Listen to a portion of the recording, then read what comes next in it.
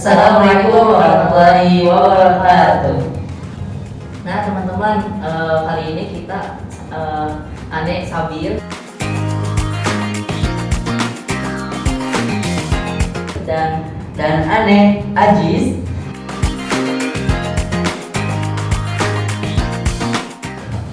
akan membahas tentang media, baik itu tantangan ataupun peluangnya di era digital saat ini. Nah, langsung aja ya, Ajiz, kira-kira fenomena AI sekarang tuh gimana sih menurut ente?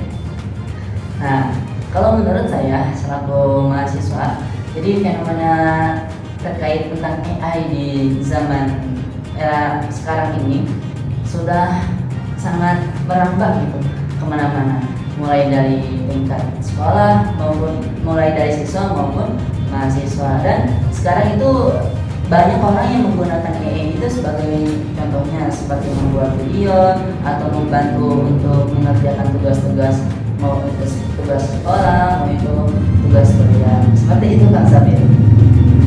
Nah, benar banget ya. Kalau AI itu bukan hanya sebagai tantangan, tapi emang bisa menjadi alat buat kita gitu ya. Betul. Nah, kalau dari para penonton, menurut penonton bagaimana sih pendapatnya terkait fenomena AI di zaman sekarang ini? Nah, untuk membahas lebih mendalam lagi, mari kita dengarkan podcast hari ini. Gimana Pak Sabir? Jadi gini, kalau AI itu kalau menurut saya ya, jadi bukan, kan ada yang bilang ya kalau AI itu bakal menggantikan peran manusia di berbagai lingkup gitu ya. Nah, kalau menurut saya itu tinggal kitanya aja bagaimana cara menggunakannya. Kalau misalkan kita bisa menggunakan AI itu bisa membantu tugas kita gitu kan, apalagi kita sebagai mahasiswa di fakultas dakwah. Nah, kalau menurut Gus Adi sendiri nih, kira-kira apa sih, ada nggak dakwah yang bisa disalurkan lewat AI itu? Dakwah yang disalurkan tentu ada. Bagaimana cara dakwah yang disalurkan lewat AI? Nah, caranya itu ketika misalkan kita nih, saya sendiri ya saya selaku berpengalaman gitu kan, saya sering mengikuti lomba-lomba, baik itu lomba seperti misalkan contohnya lomba dalam bidang public speaking Kang Sabir, kayak lomba ceramah, pidato seperti itu. Nah, di situ saya selain mengaplikasikan tema dari isi ceramah tersebut, saya juga membutuhkan yang namanya suatu pikiran, suatu argumentasi selain yang dari pikiran saya, misalkan seperti mencari dalil-dalil, mencari landasan-landasan, ini dari mana, ini teorinya dari mana, seperti itu. Dan AI tersebut sangat membantu ketika saya mencari tema untuk ketika saya ingin berdakwah gitu, berlomba untuk melakukan perlombaan seperti lomba ceramah, lomba pidato, dan itu sangatlah membantu bagi saya pribadi. Contohnya seperti mencari dalil dan juga mencari referensi-referensi yang lainnya seperti itu. Tapi menurut Kang Sabir sendiri ya, selain pemanfaatan teknologi AI di zaman sekarang ini, tentu banyak para baik itu siswa dari SD, SMP, SMA ataupun bahkan mahasiswa Kang Sabir. Nah, menurut Kang Sabir, apakah ada fenomena yang memang AI ini dianggap sebagai jalur yang memang tidak signifikan dalam arti itu, yaitu dapat merusak semua pikiran-pikiran peserta didik yang ada di Indonesia ini, seperti itu, yang berakibat si anak-anak Indonesia ini, anak-anak bangsa Indonesia tidak mempunyai pikiran-pikiran intelektual, pikiran yang tajam, dikarenakan mereka bergantungan dengan teknologi AI seperti itu.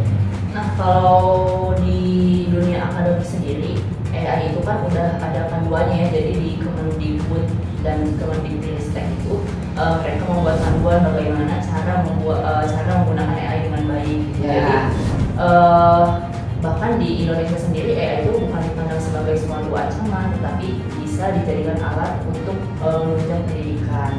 Nah, kalau misalkan untuk di dakwah sendiri, AI itu bisa loh digunain buat kayak misalkan kita bikin konten Ya. di Reels atau misalkan di TikTok yang memang kita nggak mau nih muka kita kelihatan close up gitu.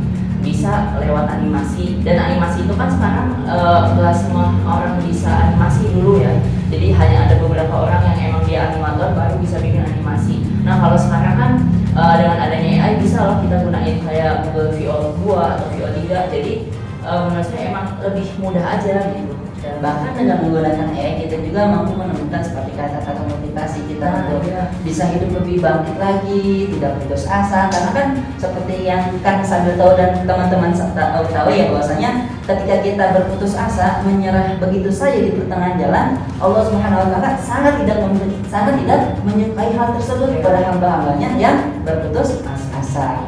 Nah, berarti terkait penggunaan AI di zaman sekarang ini menurut teman-teman dan menurut yang Sabil, menurut yang Kang Sabil tahu, penggunaan AI ini cenderungnya lebih baik atau lebih buruk bagi anak-anak bangsa Indonesia ini? Kalau untuk menimbang mana yang baik dan yang buruk, menurut Ane ya, itu gimana cara didampingin aja sih. Jadi kan di SD atau SMP Ya. di sekolah negeri bisa tuh ada pelajaran khusus AI, dan mungkin ini juga udah dicanangkan ya sama Wapres kita Pak Gibran gitu kan, bagaimana anak-anak ini diajarkan cara menggunakan AI dengan baik, jadi bisa berkreasi dalam ruang digital yang luas. Saya punya ide nih, biasanya seorang santri itu di pondok pesantren yang dari tingkat SMP dan juga SMA, mereka itu kan hidupnya itu tanpa teknologi, tanpa memegang HP, memegang laptop, dan juga memegang media-media sosial lainnya. Nah itu tuh pasti dari mereka itu ada yang terakibat, kalau cara istilah kasarnya itu ketinggalan zaman, Kang Sabil. Nah itu menurut Kang Sabil, apakah santri tersebut mampu bisa mengkolaborasi atau mampu bersaing dengan dunia luar yang seperti SMP, SMA umum pada umumnya gitu, yang memang mereka itu mampu memegang HP, memegang laptop, dan juga mampu membantu pikirannya dengan searching mencari referensi kepada AI gitu. Nah, ini menarik nih. Kenapa? Soalnya kan kalau dulu pesantren ini kayak dibatasi gitu Ya. komunikasinya. Nah, kalau sekarang setiap pesantren itu bisa tuh didorong ada laptop atau misalkan ditunjang dengan akses teknologi lainnya, agar santri itu cuma tidak hanya belajar lewat kitab atau buku secara fisik aja, tapi juga belajar tentang teknologi juga. Jadi ketika berada di dunia luar nggak beda jauh gitu, nggak ketinggalan jauh dengan anak-anak yang di sekolah negeri. Nah, mungkin kita waktunya singkat ya. Sekarang mungkin lebih ke kesimpulan aja, ke penutupan. Ane mau dengar nih closing statement dari Gus Adis gimana? Oke, closing statement dari saya sendiri untuk teman-teman di rumah, pesan dari saya yaitu jadilah orang yang bermanfaat dan jadilah gunakan media internet itu sebagai ajang kita untuk berlomba-lomba untuk bersaing di era digital ini. Seperti itu Kang Sabil. Oke, teman-teman, mungkin itu closing statementnya ya yang terakhir. Jadi jangan sampai kita menggunakan AI itu dengan cara yang tidak bijak. Oke, cukup sekian ya. Salam untuk teman-teman di rumah yang menyaksikan, dan sampai jumpa lagi di lain waktu. Assalamualaikum warahmatullahi wabarakatuh. Sampai jumpa.